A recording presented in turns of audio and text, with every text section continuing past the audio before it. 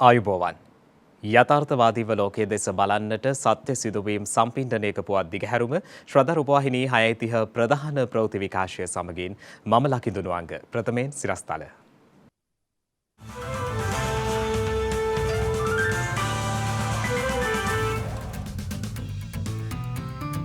අසීරු අවස්ථාවෙන් මිදීමට ශ්‍රී ලංකාවට අඛණ්ඩ සහාය ලබා දෙන බවට ඉන්දිය විදේශ ලේකම්වරයා අවධාරණය කරයි. වාහන ලියාපදිංචි අංකය අනුව ඉන්ධන ලබා ගැනීමට සතියේ දින 7 වෙන් කිරීමේ යෝජනාවක්. මන්ද පෝෂණ තත්ත්වය තුරන් කිරීමට ශ්‍රී ලංකා වෛද්‍ය සංගමයෙන් යෝජනාවලියක්. අසීරුතා මැද සුනකයන් රකින ඇය. යුක්‍රේනයේ ඩොන්බාස් සටන අතිශය තීරණාත්මක අවධියක.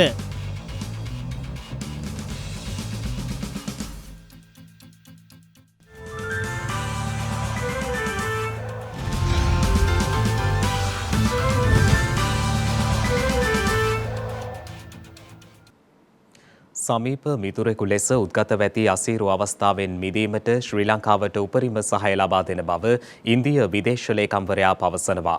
අද පෙරවරුවේ ජනාධිපති ගෝඨාභය රාජපක්ෂ මහතා හමු වූ අවස්ථාවේදී ඔහු ඒ බව සඳහන් කළේ. ඉන්දිය විදේශලේකම් විනේක්වාත්‍රා මහතා ඇතුළු විශේෂ දූත පිරිසක් අද පෙරවරුවේ මෙරටට පැමිණියා. ඒ ශ්‍රී ලංකාවට තවදුරටත් මූල්‍ය ආධාර ලබා දීම සම්බන්ධයෙන් සලකා බැලීම සඳහායි. ඒ අනුව ඉන්දිය විදේශ ලේකම්වරයා අද පෙරවරුවේ ජනාධිපති ගෝඨාභය රාජපක්ෂ මහතා හමු වුණා. සමීප මිතුරෙකු ලෙස උද්ගතව ඇති අසීරු අවස්ථාවෙන් මිදීමට ශ්‍රී ලංකාවට ඉන්දිය රජයේ උපරිම සහාය ලබා දෙන බවයි ඉන්දිය විදේශ ලේකම් විනේක්වාත්‍රා මහතා එහිදී සඳහන් කර ඇත්තේ. එමෙන්ම ඉන්දිය ණය ආධාර යටතේ මේ වන විටත් ශ්‍රී ලංකාවට ලබා දුන් ඉන්ධන ඖෂධ පොහොර ඇතුළු අත්‍යවශ්‍ය ආහාර ද්‍රව්‍ය පිළිබඳ සමාලෝචනය කළ දූත පිරිස ශ්‍රී ලංකාවට අඛණ්ඩව සහාය ලබා දීමට ඉන්දිය රජයත් දේශපාලන අධිකාරියත් කැප වී සිටින බවට අවධාරණය කර තිබෙනවා. මේ අතර අසීරු අවස්ථාවේ ශ්‍රී ලංකාවට සහාය වෙමින් ඉන්දිය රජය සුවිශේෂී කාර්යභාරයක් ඉටු කිරීම වෙනුවෙන් මෙරට ජනතාවගේත් රජයේත් ප්‍රශංසාව සහ ස්තුතිය ඉන්දිය රජයටත් ජනතාවටත් පිරිනමන බවයි ජනාධිපති මාධ්‍යංශය සඳහන් කළේ. මෙහිදී ශ්‍රී ලංකාවේ ආර්ථිකය ස්ථාවර කිරීම සහ යථා තත්ත්වයට පත් කිරීම සඳහා ඉන්දිය ආධාර වැඩපිළිවෙලෙහි ඉදිරි ක්‍රියාමාර්ග පිළිබඳ දෙපාර්ශවය අතර දීර්ඝව සාකච්ඡාවට ලක් කෙරුණු අතර දුෂ්කර කාල පරිච්ඡේදය පසු කර ඉතා ඉක්මනින් රට යථා තත්ත්වයට පත්වනු ඇතැයිද ඉන්දිය දූත පිරිස විශ්වාසය පළ කර තිබෙනවා. මේ අතර දිවයිනට පැමිණි ඉන්දිය විදේශ ලේකම් විනේක්වාත්‍රා මහතා ප්‍රමුඛ ඉන්දිය ඉහළ පෙළේ නියෝජිත පිරිස අග්‍රාමාත්‍ය රනිල් වික්‍රමසිංහ මහතා සමගද සාකච්ඡාවක් පවත්වා තිබෙනවා. මේ අතර බංග්ලාදේශ මහ කොමසාරිස් තාරෙක් අරිෆුල් ඉස්ලාම් මහතා සහ ජනාධිපති ගෝඨාභය රාජපක්ෂ මහතා අතර හමුවක්ද අද පස්වරුවේ කොළඹ කොටුව ජනාධිපති මන්දිරයේදී පැවැත්වුණා. එහිදී බංග්ලාදේශ මහ කොමසාරිස්වරයා සඳහන් කළේ දෙරටේ ආර්ථික සහයෝගිතාවය තවදුරටත් ශක්තිමත් කර ගැනීමට කාලය එළඹ ඇති බවයි. ඒ හරහා ඇඟලුම්, කෘෂිකර්ම, සෞඛ්‍ය හා ආයෝජන ඇතුළු ක්ෂේත්‍ර ගණනාවක ප්‍රගතිය අත්කරගත හැකි බවටද බංග්ලාදේශ මහ කොමසාරිස්වරයා අවධාරණය කරනු ලැබුවා. වෙළඳ සංචාරක සහ අධ්‍යාපන ක්ෂේත්‍රවල සහයෝගිතාවය ශක්තිමත් කර ගැනීමට දෙරටටම අවස්ථාව ඇති බව පෙන්වා දුන් බංග්ලාදේශ මහ කොමසාරිස්වරයා පවතින වාතාවරණයෙන් කඩිනමින් අත්මිදීමට ශ්‍රී ලංකාවට හැකි වෙතයි විශ්වාසයද පළ කර තිබෙනවා.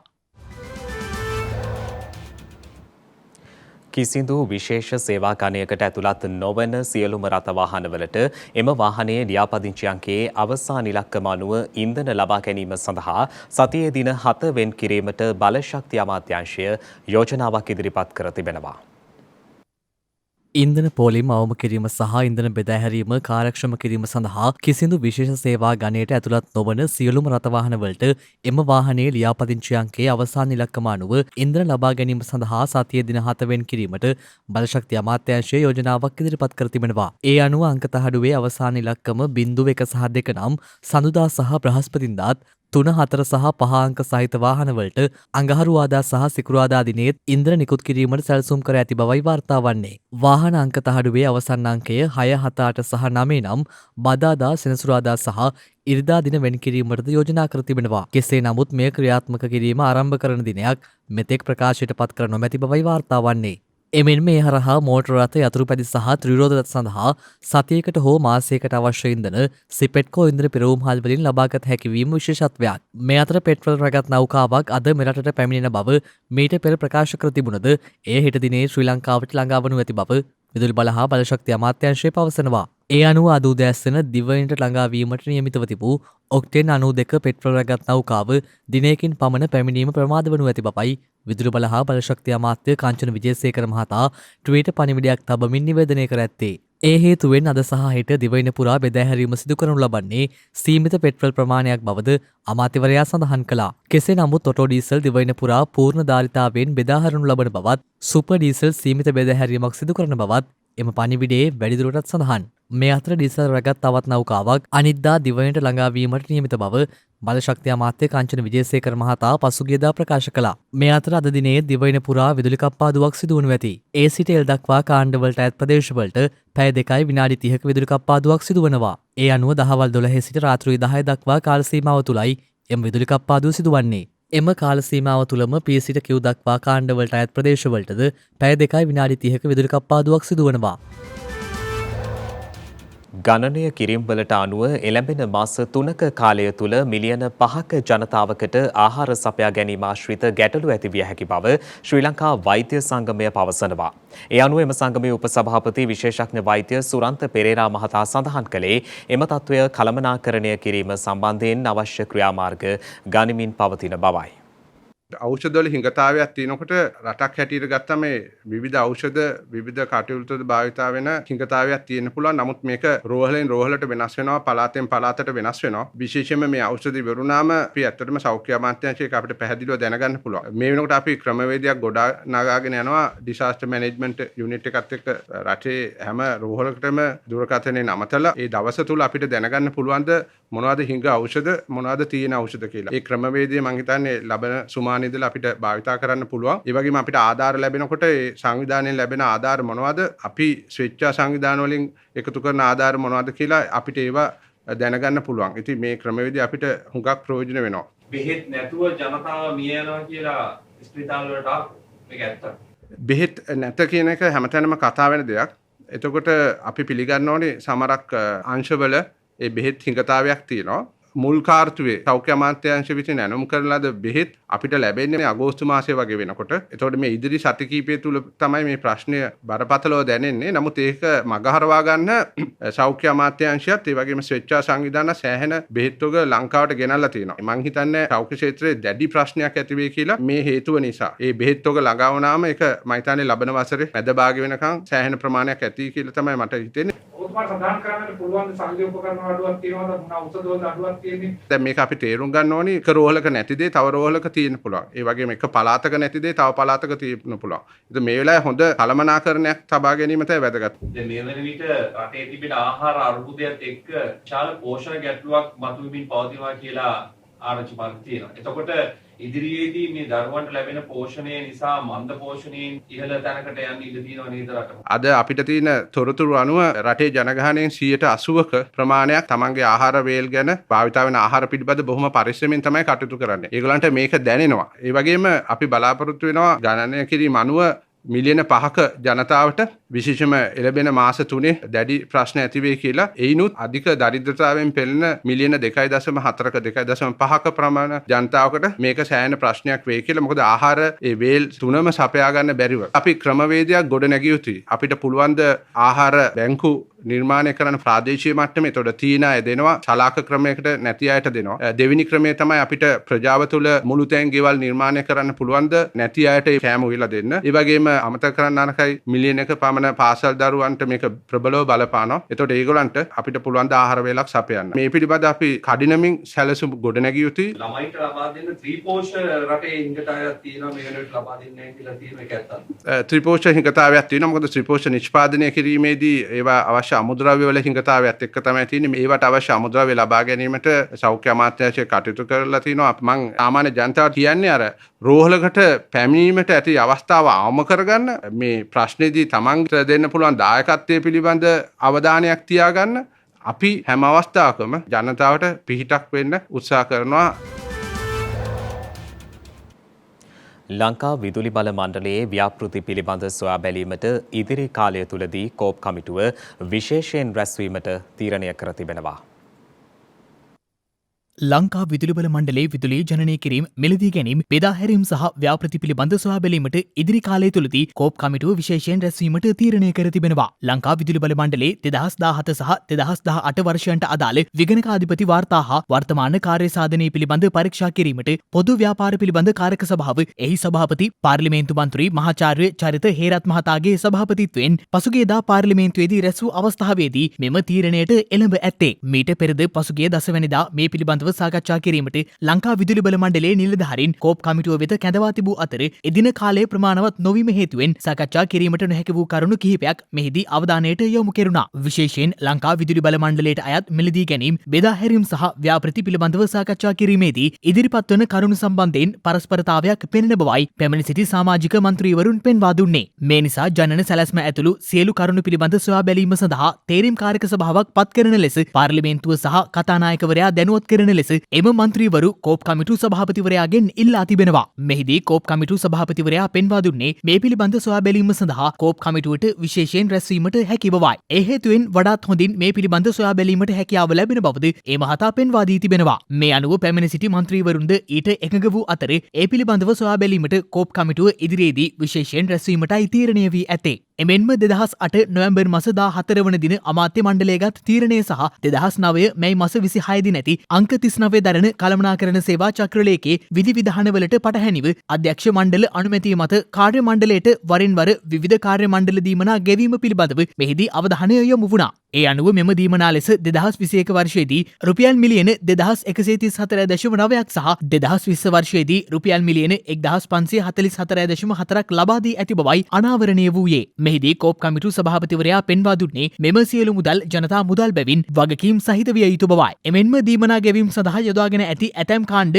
විහිළු සහගත බවද සභාපතිවරයා මෙහිදී පෙන්වා දී තිබෙනවා. නිදසුනක් ලෙස මනු කියවීමට අමතරව නිවැරදිව මනු කියවීම ලෙස දීමනාවක්ද ඇති බව ඒ මහතා පෙන්වා දෙනු ලැබුවා. මෙහිදී පැමිණි සිටි මන්ත්‍රීවරුන් ලංකා විදුලි බල මණ්ඩලයේ වාර්ෂික වියදම, දේශීය ආදායම් දෙපාර්තමේන්තුව සියලු බදු මගින් බලාපොරොත්තු වන ආදායමද ඉක්මවන බව පෙන්වා දී තිබෙනවා. තවද වැටුප් සංශෝධනය කරන අවස්ථාවකදී 2007 දෙසැම්බර් මාස අමාත්‍ය මණ්ඩලය විසින් ගෙන ඇති තීරණය සහ 2015 මැයි මාස සාමූහික ගිවිසුමකට එළඹුණු විට උපයන විට ගෙවන බදු, අත්තිකාරම් පුද්ගල ආදායම් බදු වගකීම සේවකයන් වෙත මාරු කිරීමට තීරණය කර තිබූ නමුත් ඊට පටහැනිව 2010 වසරේ සිට 2020 වර්ෂය දක්වා අදාළ සේවකයන්ගේ වැටුපෙන් අඩු නොකර ලංකා විදුලි බල මණ්ඩලය විසින් සිය අරමුදලින් රුපියල් බිලියන 4.8ක බදු ගෙවා තිබූ බවද මෙහිදී අනාවරණය වී තිබෙනවා. දෛනික ආසාදිතයින් වාර්තා වීමේ ඉහළ යාමක් පෙන්눔 කරමින් ගත වූ දිනේ මෙරටින් නව කොවිඩ් ආසාදිතයින් 18 දෙනෙකු වාර්තා වී තිබෙනවා.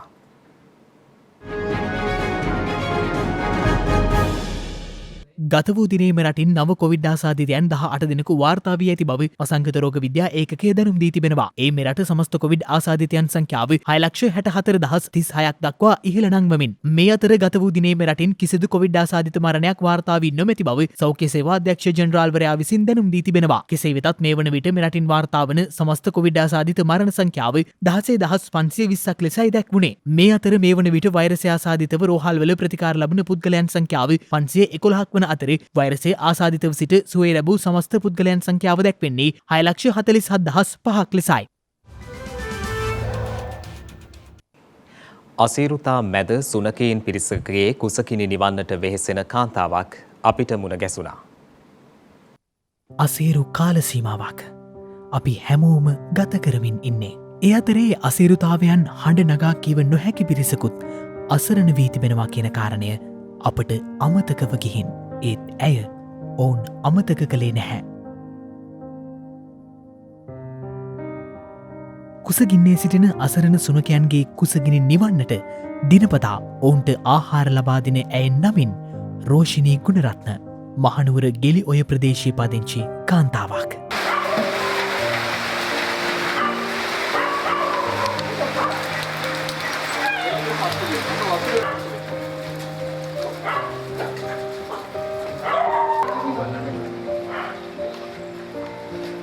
සුනකයන් 95 දෙනෙකුට පමණ දිනපතා ආහාර ලබා දෙන්න ඇය අමතක කරන්නේ නැහැ. ඇය විසින් නිවසේ රැකබලා ගන්නා සුනකයන් සංඛ්‍යාව 65ක්. ඊට අමතරව ඇය අයාලේ යන සුනකයන් 30 දෙනෙකුට පමණ දිනපතා ආහාර ලබා දෙනවා.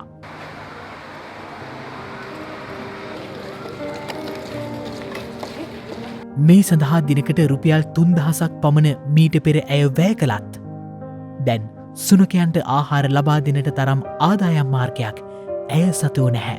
සිය දියණිය සමග සුනකයන්ගේ කුසගිනි නිවන ඇය මේ වන විට මුහුණ පා ඇති අර්බුදය ගැන අප සමග සඳහන් කළේ මෙලෙසින්. මම ඩස්පින් අදින හොටෙල් ගාන ගිහිල්ලා මට ඒක හරිම දුකයි. මගේ දරුවෝ මට බඩගින්න තියන්න බෑ. මට ඩීෆිෂර් එකක්වත් නෑ. පහුවදාට හරි දෙන්න ඕනේ ඉඳ බඩ ටික වතුරේ දාලා පහුවදාට මං එව්ව හොදනවා දෙපාර තුන්පාර කායි මේගොල්ලන්ට දෙන එහෙම තත්ත්වයක් දැන් මේ මෑතක ඉඳන් මට ඇති වෙලා තියෙන්නේ. රෝෂිනී මහත්මිය ළඟ සිටින සුනකයන් බොහෝ පිරිසක් වාහන අනතුරුවලට ලක්වුණ වගේම මිනිසුන්ගේ පහරදීම් හමුවේ තුවාල ලැබූ රෝගී සුනකයන්. දැන් ඇයගේ අසීරුතාවයන් වල නිමක් නැති නිසාම සුනකයන් එයින් අසරණ වෙලා. කෑම නැති දවසට සුනකයන් ඇගේ නිවස ඉදිරිපිටට වී බලා සිටීම ඇගේ දිනෙත් කඳුලින් තෙත් කරවන්නක්. ආරෙත් 30කට විතර කෑම දෙන ඒ අහිංසක සත්තුත් මං 9 පහුවෙච්චකම මගේ මේ ගෙදර උඩ පාර එනවා කෑම එක හොයන්. බුදුහාමුදුරුවෝ කියලා තියෙන දේ අනුව මැරෙනකොට ගෙනියන්නේ මම මේ කරන දේ විතරයි. මම දැනගත්ත බඩගින්න කියන දෙක මොකද්ද කියලා. ඒක මට දැනෙනවා. ඒකයි මම මේ දේ මේ කරන්නේ මට පුළුවන්කමකට නෙවෙයි. ඉතින් මට දැන් මේ කෑම ප්‍රශ්නේ තමයි උග්‍රම වෙලා තියෙන්නේ. අනේ ආදරණීය ජනතාවනේ මම මේ දෙක කියන්නේ මේ අහිංසක මේ සුනක දරුවන්ට කතා කරන්න වගා කරගෙන කන්න බෑ කෙනගේ ඒ මිනිස්සු දන්නේ. අසීරු කාලයක ඇයටත් අසීරුතාවය දැනිලත් ඇය තවමත් සුනකයන්ගේ කුසගින්න ගැන තැවෙමින් ඉන්නේ. මේ සියල්ල නිසාම ඇය විශේෂයි. ඇගේ කරුණාබර හදවත ලෝකයටම විවර කළේ අපූරු කතාවක්. නොනැවති සුනකයන් සිය පැටවුන් බිහි කළ පසු මහමග දමා නොයන ලෙසත් ඇය ඉල්ලීමක් කළා. මේ අහිංසක මේ කිරි දරුවෙක් ඔයාලට පුළුවන්ද පෙට්ටියක දාලා මාමක දාලා යන්න පුළුවන්ද කියන්නකෝ. ඒ නිසා අනේ ජනතාවනේ පැටව තැන් වල දාන්න එපා මම වැඳලා ඉල්ලන්න. ඉතින් නැති බැරි තැන්වල පවා අසරණ සතා සීපාවාට පවා උදව් කරන්න ඉදිරිපත් වෙන මේ හදවත කොයිතරම් ලස්සන ඇතිද. දැන් තවත් දේශීය පුවත් කිහිපයක් කෙටියෙන්.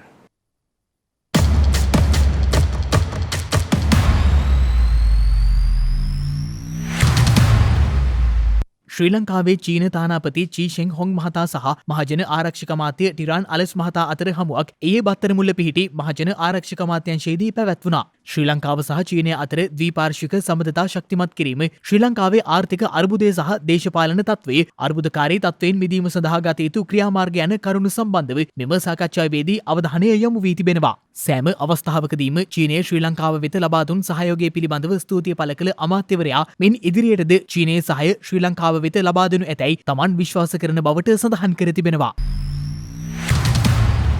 රුමේනියාවේ නව රැකියා අවස්ථා ලබා ගැනීම සම්බන්ධයෙන් කම්කරු සහ විදේශ රැකියා අමාත්‍ය මනුෂ්‍ය නානායක්කාර මහතා සහ මෙරට සිටින රුමේනියා තානාපති වික්ටර් චීව්දයා මහතා අතර හමුවක් විදේශ රැකියා අමාත්‍යංශයේදී පැවැත්වුණා. රුමේනියාවේ රැකියා අවස්ථා ශ්‍රී ලාංකික ශ්‍රමිකයන්ට ලබා දීම සම්බන්ධයෙන් මෙහිදී දීර්ඝ ලෙස අදහස් හුවමාර වූ අතරේ රුමේනියානු තානාපතිතුමා සඳහන් කළේ මෙම වසර මුලදී රුමේනියාව විදේශ රැකියා ලක්ෂයක් සඳහා විවෘත කර ඇති බවයි. එම රැකියා අවස්ථා ලබා දීම සඳහා රුමේනියා රජයේ මැදිහත් නොවන බවත් එයට පෞද්ගලික රැකියා නියෝජිත ආයතන මැදිහත් වන බවත් තානාපතිවරයා එහිදී දැනුම් දී තිබෙනවා. එහිදී තානාපතිවරයා වැඩිදුරටත් සඳහන් කර ඇත්තේ ඉදිකිරීම් ක්ෂේත්‍රයේ තොරතුරු තාක්ෂණ ක්ෂේත්‍රයේ සහ සංචාරක ක්ෂේත්‍රයේ රැකියා සඳහා රුමේනියාව රැකියා වෙළඳපොළ විවෘත කර ඇති බවයි. ශ්‍රී ලංකා යුනික් ඩිජිටල් ID ලෙස හඳුන්වන නව ජාතික ඩිජිටල් හැඳුනුම්පතක් නිකුත් කිරීම සඳහා ඉදිරියේදී වයස අවුරුදු 15ට වැඩි මෙරට සියලු පුරවැසියන් යලි ලියාපදිංචි කිරීමට සැලසුම් කර ඇති බව පුද්ගලයන් ලියාපදිංචි කිරීමේ දෙපාර්තමේන්තුව පවසනවා. එහි කොමසාරිස් ජෙනරාල් ව්‍යානි ගුණතිලක මහතා ගල්කිස්ස ප්‍රදේශයේ ඊයේ පැවති සමුළුවක් අමතමින් සඳහන් කළේ සාමාන්‍ය ජීවදත්තවලට අමතරව පුද්ගලයන්ගේ ඇඟිලි සලකුණු රුධිර වර්ගය ඇතුළු ජීව විද්‍යාත්මක තොරතුරුද ඇතුළත් කරමින් එම ඩිජිටල් හැඳුනුම්පත සකස් කරන බවයි. ඒ අනුව දිවයින පුරා පුද්ගලයන් මිලියන 17කට වසර එකහමාරක කාලයක් තුළදී එම නව හැඳුනුම්පත නිකුත් කිරීමට කටයුතු කරන බවයි ඒ මහතා අවධාරණය කළේ. ඉන්දිය ආධාරයක් යටතේ මෙම ක්‍රමවේදය සකස් කරන අතර ඊට අදාළ මෘදුකාංග පද්ධති නිර්මාණය කිරීමේ කටයුතු මේ වන විට ආරම්භ කර ඇති බවයි පුද්ගලයන් ලියාපදිංචි කිරීමේ දෙපාර්තමේන්තුවේ කොමසාරිස් ජෙනරාල් ව්‍යානි ගුණතිලක මහතා පැවසුවේ.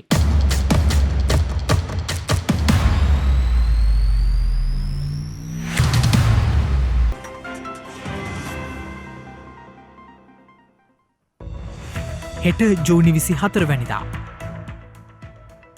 ශ්‍රී ලංකාවේ දැවන්ත සංවර්ධන ව්‍යාපෘතියක් වූ ගම් උදාව ව්‍යාපෘතියේ මුල් පියවර අග්‍රාමාත්‍ය ආර් ප්‍රේමදාස මහතා විසින් ආරම්භ කර ඇත්තේ 1978 වසරේ ජූනි මස 24 වන දිනයි. ප්‍රංශ විප්ලවය අතරතුර භාවිතය සඳහා අනුමත කරන ලද 1793 ආණ්ඩුක්‍රම ව්‍යවස්ථාව හෙවත් ප්‍රංශයේ පළමුවන ආණ්ඩුක්‍රම ව්‍යවස්ථාව සම්මත වී ඇත්තේ 1973 වසරේ ජූනි මස 24 වන දිනයි. ජූලියා ගිලාඩ් ඔස්ට්‍රේලියාවේ ප්‍රථම කාන්තා අගමැතිනී බවට පත්ව ඇත්තේ 2010 වසරේ ජූනි මස 24 වන දිනයි. ඒ සමගින් ශ්‍රද්ධා ප්‍රධාන ප්‍රවෘත්ති විකාශය නිමාවට පත්වනවා. හමුවෙමු හෙටත් සවස 6:30ට. තෙරුවන් සරණයි. නමෝ බුද්ධාය. මෙවැනි වැදගත් පුවත් නැරඹීම සඳහා ශ්‍රද්ධා TV News YouTube චැනලය සබස්ක්‍රයිබ් කර සීනුව සලකුණ වන්න.